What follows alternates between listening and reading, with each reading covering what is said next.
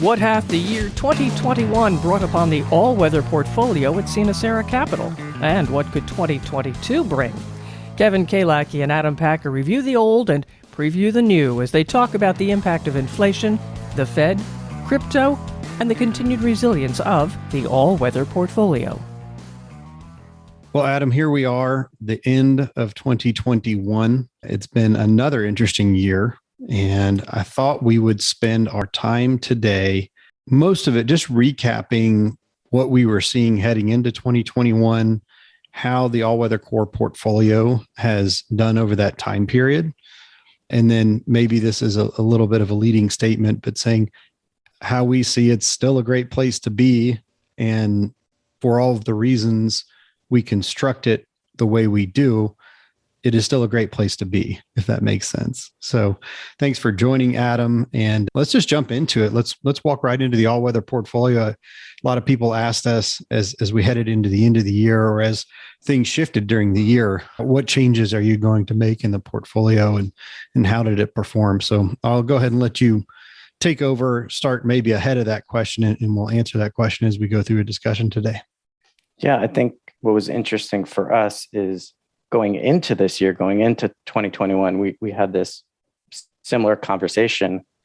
Looking at 2020, the all-weather risk parity portfolio did really well. I think, annualized gross of fees around 15.5%. And for anyone familiar with our portfolio, it's a long-term portfolio, and it's designed to historically generate around 7 to 8% long-term annualized returns. And so looking at 2020, when we generated a return almost double of what the historical average is, we're coming into 2021 saying, okay, maybe low single digits is where we should gauge our expectations for this year. And certainly in Q1, it looked like that's where we were trending. As you remember, I think a lot of people like to point to our treasury exposure as usual. When interest rates are low, they like to point to treasuries and say, why are you on treasuries? And in Q1, treasuries didn't do very well. But very quickly, starting straight almost immediately in Q2, treasuries turned around, had a great April. And then fast forward in September, when the market was down, I think it was 4.5%, 5%. All weather, again, did really well because of that diversification benefit. And fast forward to now, and for the listeners, we're talking about performance as of December 29th, which is when we recorded this podcast. Our all-weather portfolio is up about 7.5% on a gross fee basis. So right in line with those long-term expectations. So I think for us, coming into the year when we were expecting low single digits to generate over 7% return, I think we were pleasantly surprised. Very much so. And I think going back to the whole reason that we implemented this portfolio structure across the portfolios goes back to the statement we made in one of our very first, actually, I think our very first blog post, which I wrote the forward to, and you authored the remainder of the post. And the statement that we put in place was preparation beats reaction. Right. And it's very, very difficult, as we see, to try to react and produce a healthy and justifiable risk-adjusted return, if that makes sense. And that's really what the all-weather structure does. And again, in a year where we perhaps were anticipating a lower than usual return on the portfolio because we maintained course, because we stayed with our exposures and balanced our risks, we ended up producing what we would expect to be a normal year on average inside the portfolio. I would say, looking at the portfolio as a whole, you brought up the fact that we get a lot of questions about the treasury exposure. And I always like to, when talking with individuals who are inquiring about the portfolio structure and the treasury piece, is just to remind them that that piece is right now is constructed of treasury positions. But at some point in time, if we have another asset that shows up that produces the same type of long-term negative correlation to the equity markets, then it can become potentially a component of that part of the portfolio. And so we obviously get a lot of questions. Well, what is that? Well, right now, it's nothing. We've done a lot of research on assets that could potentially play that role, and there's nothing as strong and as consistent from a correlation standpoint as U.S. Treasuries are. in that space. Yeah, What I think that's go ahead. key is that you said the correlation and the diversification. To create a truly diversified portfolio, you have to pay attention to correlation.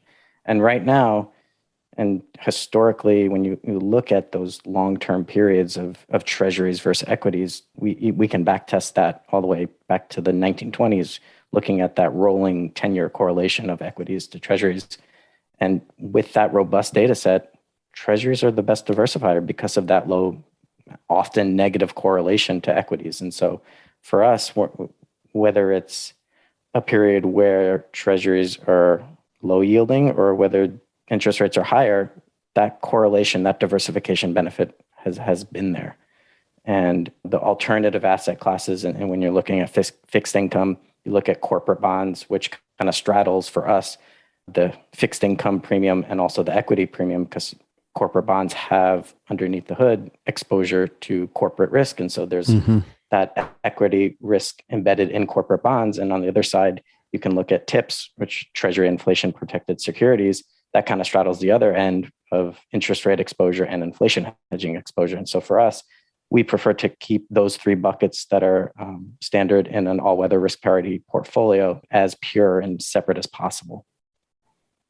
Yeah. And that, I think it's very difficult right now from a management perspective on the portfolio to stare at the TIPS, the Treasury inflation protected securities, and not be enticed to say, ooh, here's where we stand. We have announced now from the Fed that interest rates are planning to rise this year. Would it be a good time to move into those? And I think the reality is that it's already priced in. If we were to move into them now, or again, try to react instead of prepare, then you've already lost the benefit of moving into that asset class. With that said, I would say you and I get so many times, in fact, we just fielded this question is what are we going to do about interest rates, or how do rising interest rates impact the all-weather core portfolio or all of our all-weather portfolios, the all-weather core and growth. And are we staring at another 1970s, 1980s type environment where we are really potentially going to be leaning on the inflationary portion of the all-weather core portfolio? Yeah. And I think those questions all revolve around the same issue, which is trying to time the market and, looking at treasuries and saying, okay, yields are really low. They can only go up from here. Why do you own treasuries? Inflation has gone up substantially year over year. And we can talk about that, whether it being transitory or permanent and all the connotations of that. But the recent question that we had was, okay, should I own TIPS instead of treasuries? And that kind of, as I alluded to earlier, kind of blends the two different buckets of inflation hedging assets and treasuries. And I think for us, it's also interesting to point, a lot of people were pointing to TIPS as something to own.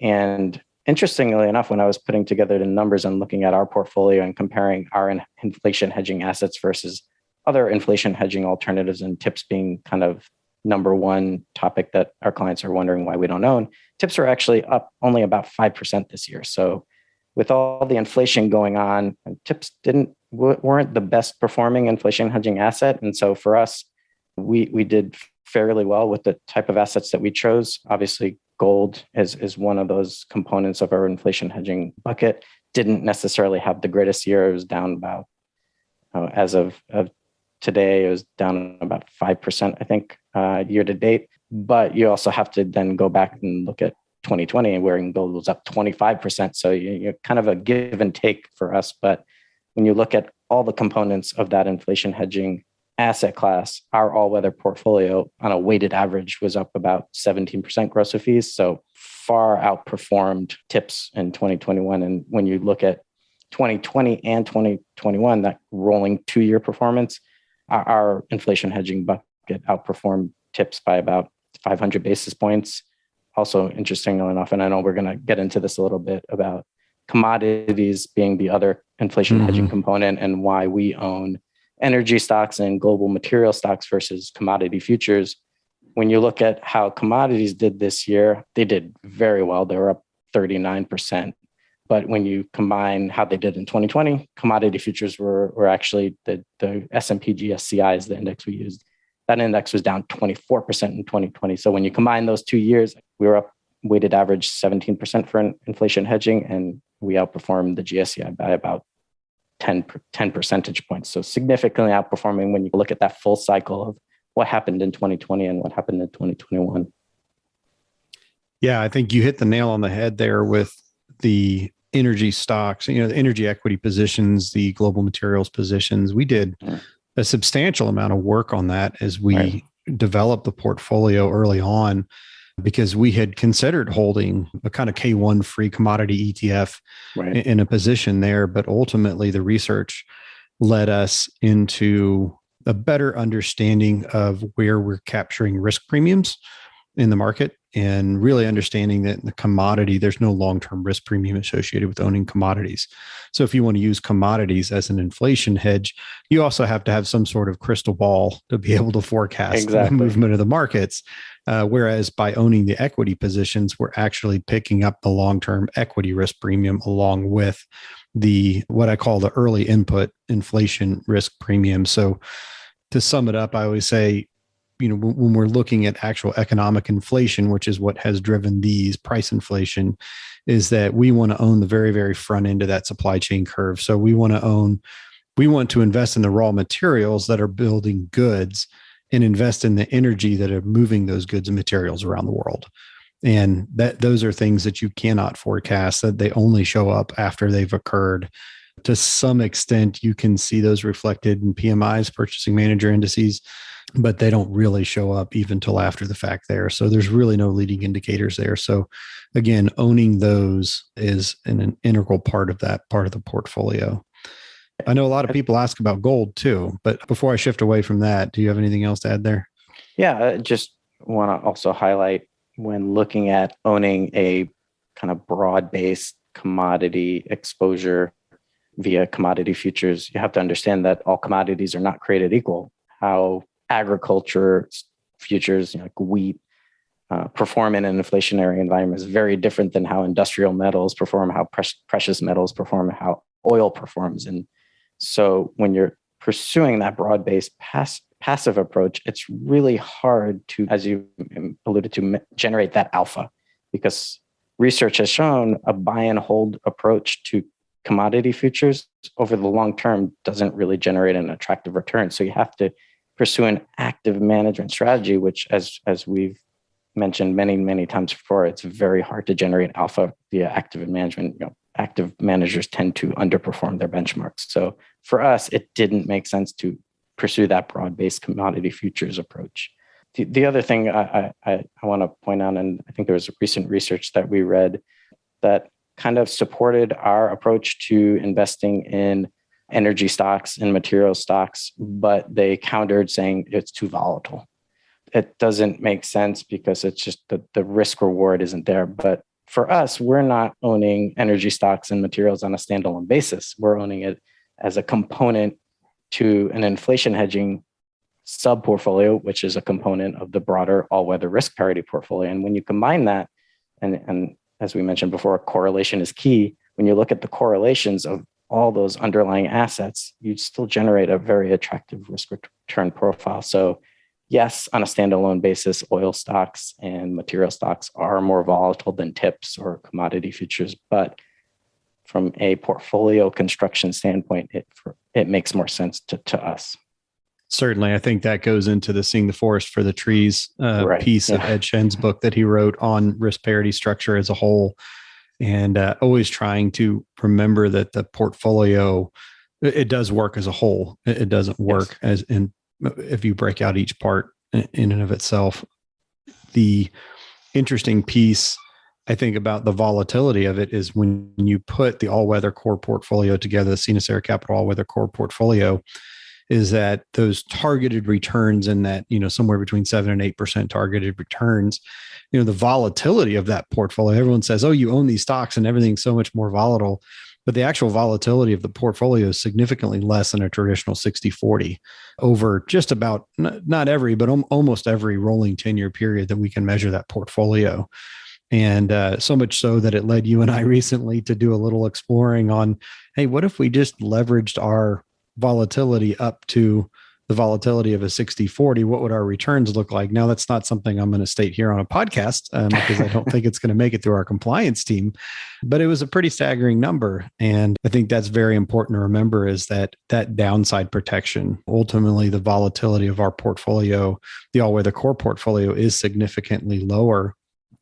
And again, as we'd said in a number of different conversations with families that we serve, is it actually allows our families to put less money into the public markets and then concentrate some of their additional capital in the private markets, because they're able to produce the same level of comfort from a security standpoint. I mean that in volatility of return standpoint, that their kind of core portfolio, that's why we call it the all-weather core, that core portfolio is not going to have a significantly large drawdown, or may not have a significantly large drawdown that would impair them from using that capital to manage their lifestyle over a significant period of time.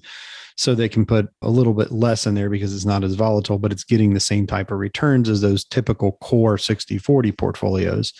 And then we can look at additional asset classes, opportunities, things that are more pure investments than portfolio structures for those families. Yeah, I think the all-weather portfolio that we've built was designed to generate a long-term return that's commensurate with that balanced 60/40 traditional portfolio, but with the risk of a more conservative allocation.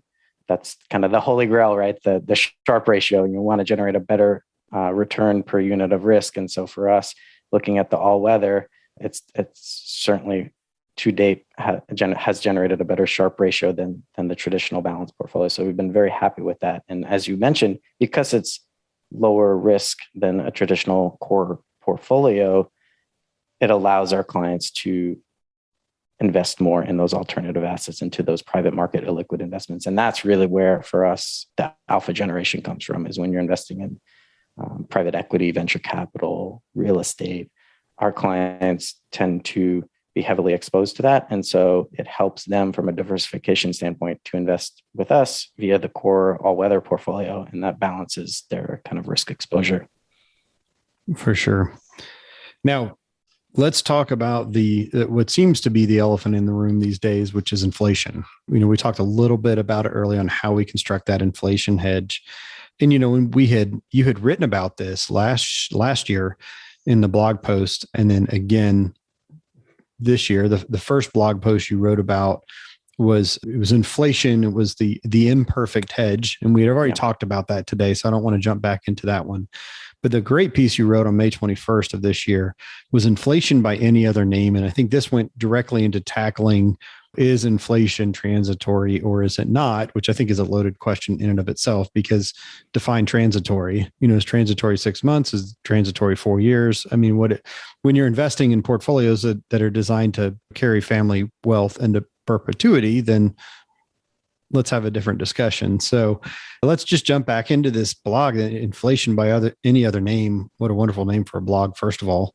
But, really jumping in here and tackling the crux of this is, do you believe, Adam, Chief Investment Officer, is it transitory, or are we going to see a more lingering effect here? And has your view changed since you wrote this piece? My view hasn't changed, and that's because my view is it doesn't matter. Certainly from a real world impact, from a personal spending perspective, it does matter for our clients. When things become more expensive, that has a real world impact. But from an investment perspective, and that's kind of where we come in, is clients want to know, how does inflation impact their investment portfolio? Does it matter if it's transitory? Does it matter if it's not? The all-weather is designed to perform in both environments, whether inflation is transitory or whether it's not transitory, whether it's more long-term sustainable trend. But what's also important to understand is inflation hedging from an investment perspective is really designed to capitalize on unexpected inflation. And so for us, it's not so much a matter of transitory or not transitory. It's whether it's expected or unexpected inflation. And I think, that translates into looking at real yields. And, we talked a little bit about that with gold. Gold is a really good hedge historically when real yields are declining. So what does that mean? That means real yields are essentially interest rates minus inflation. So when real yields are going down, gold tends to go up. And what we saw this year in particular, real yields didn't really move that much. If you look at where they started in the beginning of the year, they're pretty much back to where they started. So from that perspective, the other component of what makes gold a good hedge is currency devaluation. And that's also tied to real yields. But because real yields didn't really move that much, the US dollar movement actually had more impact on gold. And if you look at the charts, the US dollar index was actually up about 3.5%, 4% this year, which corresponds to why gold, I think, was partially down this year, is because the dollar strengthened. So going back to inflation, whether it's transitory or not, having the underlying components that we have in all weather, my short answer is it doesn't matter. And I know clients don't necessarily like to hear that, but when they see the efficacy of the portfolio get tested over a period like this, when all the headlines were talking about transitory inflation, they can see that different components performed better depending on where the market was leaning towards, whether it was transitory or whether it was not, whether there was an inflationary surprise, that unexpected inflation. That's when we saw gold and the other inflation hedging assets do really well, when you had those CPI or PCE readings come out and they surprised to the upside. And then you look at those days and gold did well, and those energy stocks and global material stocks did well. So we don't like to look at the day-to-day performance, but for us, it's important to just keep our eyes on the daily movements, because when they don't perform as expected, that's when we have those conversations. Say, okay, what happened today?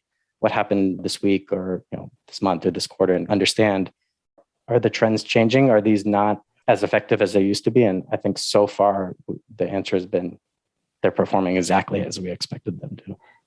Very much so. And I would say, as we're checking on the health of the portfolio, we tend to use, Ed Chen's guidelines. Was it a positive day, or was it a positive negative day, or was it all the different variations of that you can receive? And when you see a portfolio, and why you and I had looked at this and thought that maybe here in 2021 we'd be looking at a less than normal return, is that we had seen 2 years in the portfolio of a triple P. So positive on all three risk factors. And not to say that there's any type of superstition that goes into it, but at some time you always think that there's a corrective action that happens in the portfolio. And I think what I've realized, and I think we both realized, is the portfolio, because it's structured the way it is, it's almost self-healing. And so sometimes the corrections happen over a course of a day or a course of a week, but generally over a longer time frame, because the risks are balanced, they tend to all come back into alignment.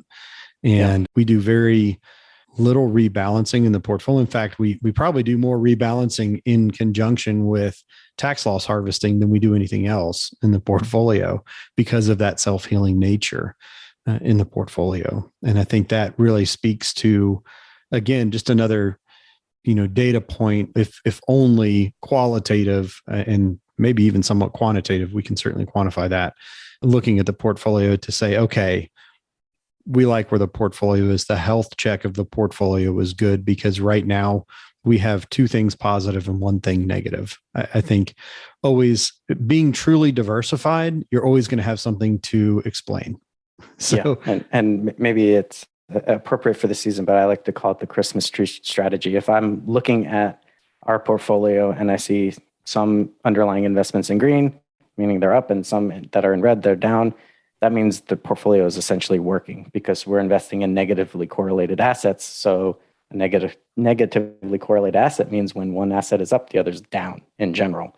And so certainly we like to see those, as you mentioned, the triple P days when everything's in green. But more often than not, you're going to see that Christmas tree where if equities are up, treasuries are going to be down. And importantly for us, when equities are down, treasuries are up. The opposite side is that it's triple negative event, the triple N.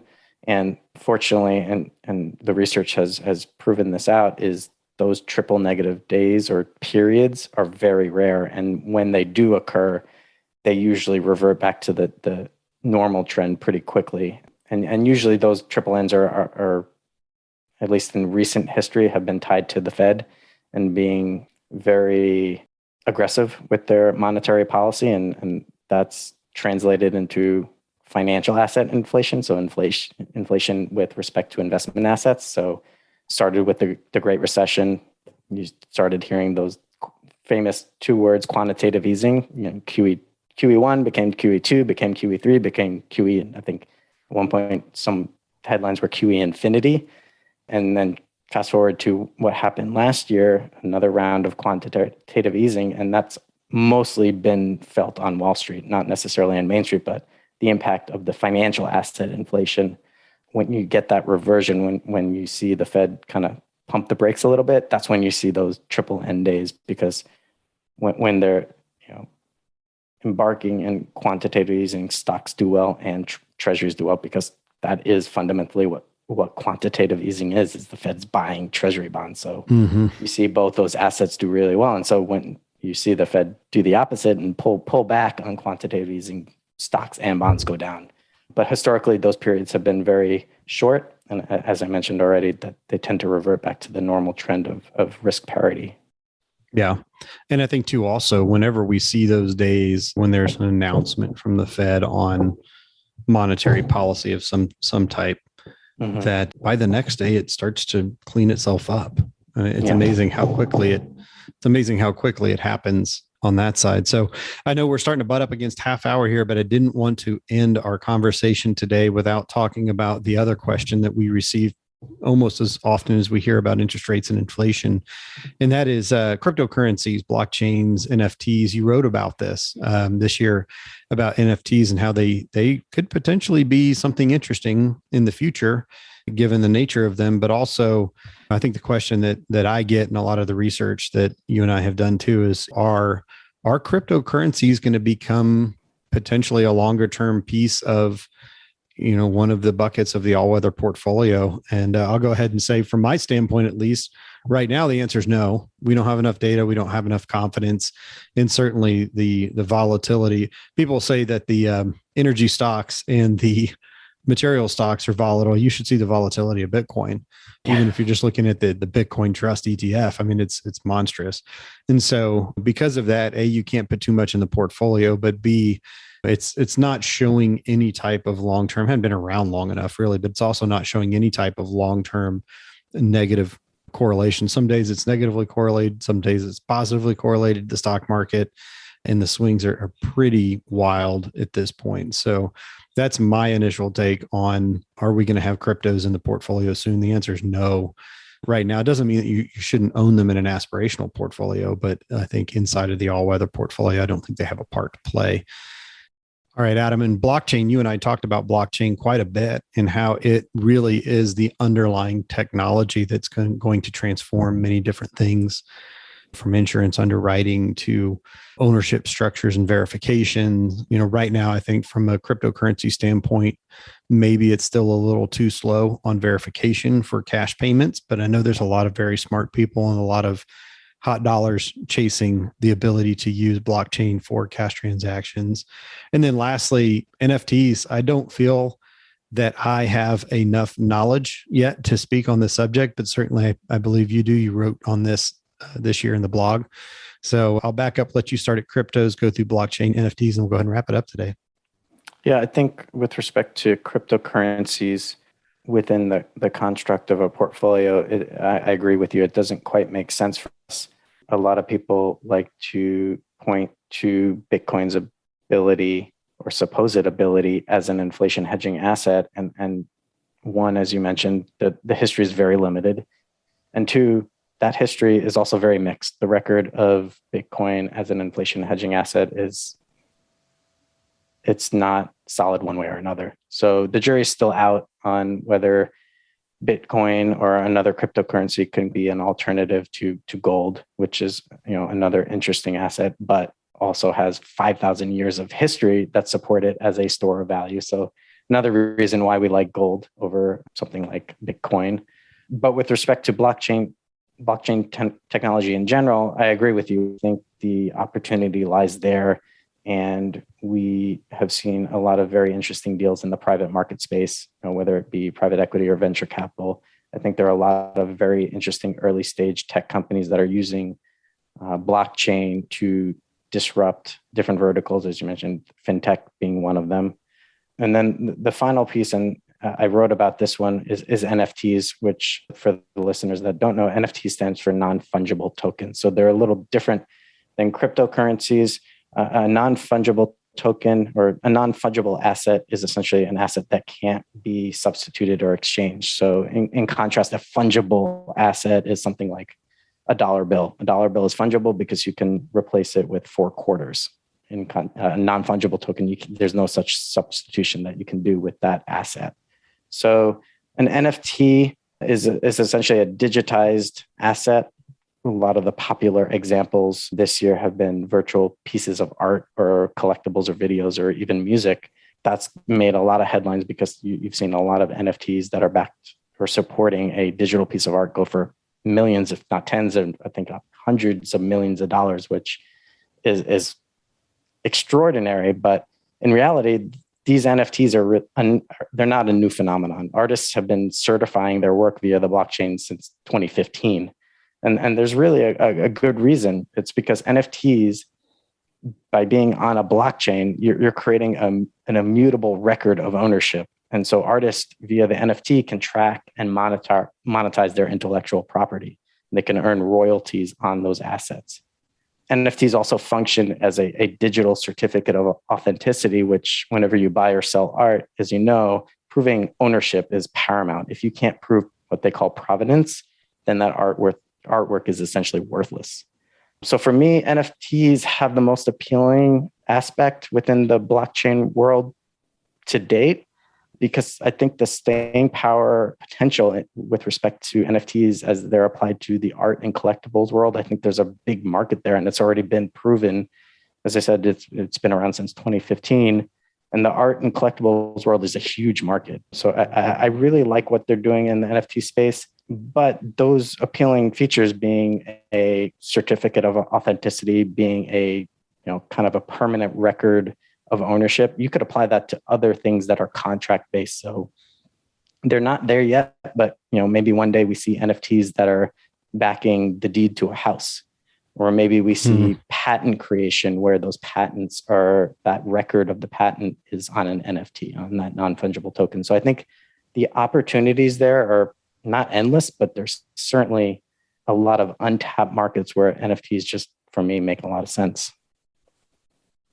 Well, we will go ahead and wrap up with a 2022 forecast. And I think Adam and I both laughing at that, if you could see us right now, because if you've listened to this podcast to this point, you understand the whole point of what we do is not having to forecast anything. Is we believe that we prepare for things that are coming ahead.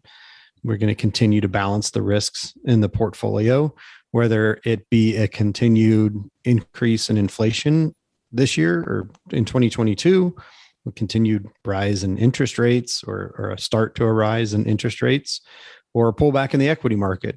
We are going to have a place for everything in the portfolio over that time period. And so I am not going to indulge anyone with any type of economic forecasting or market forecasting. And I think it was actually John Galbraith that made the state that, economic forecasters lend credibility to astrologers. I think was what I probably butchered that, but something along those lines is what it says. So Adam, thanks for joining. Is there any final words you want to leave with everyone today? Well, if I had to make any forecasts, which, as you said, we are not in the business of making forecasts. We're in the business of creating portfolios to prepare for the unexpected. But, we talked about this a little bit in the Fed and the tapering. And so far, the Fed has performed in line with how the market is expected. And that's why you haven't seen what happened in 2013 and 2014 with what was called the taper tantrum. Mm-hmm. I'm a big believer in reversion to mean. And so if history is in line with that and the Fed has performed so far in line with expectations, I think it's important to be prepared for the Fed doing something unexpected. and maybe creating a little bit of a tantrum next year with either increasing interest rates a little bit faster than the market expects or ending QE faster than expected. We've already seen that so far in Q4 with the Fed stepping up their tapering. And now the market's expecting 3 interest rate hikes instead of 2. And so the market's adjusted, and so far the market's been in line with that. They've been expecting the Fed to step up their tapering, but I wouldn't bet on the Fed always being in line with what the market expects. So that's my prediction. My only other prediction, and I'm going to steal this from a famous basketball player of the Utah Jazz, Donovan Mitchell. He predicted the New York Mets will go 162-0. So I'm going to also, that'll be my prediction for the year. A lifelong Mets fan. Very, very truly spoken, Adam. Well, I think, first of all, I want to thank all of the listeners of the podcast. I think it's been amazing to see the growth in the numbers of the people that are tuning into the podcast and listening. Receiving the emails from all of you has been wonderful. Thank you so much for your support and really the confirmation that we are bringing something different than you're hearing elsewhere, both here on the podcast and on the blog, Uncorrelated Mind. The writing that we do in the conversations and the guests that we have on the podcast are really bringing a different listening and reading experience, and we appreciate that. Much more to come in 2022. I'm excited about some of the guests that we're starting to line up for 2022. And more importantly, just thank all of you for your continued listenership. And we look forward to bringing more great content here in 2022. Thanks, Adam. Thank you.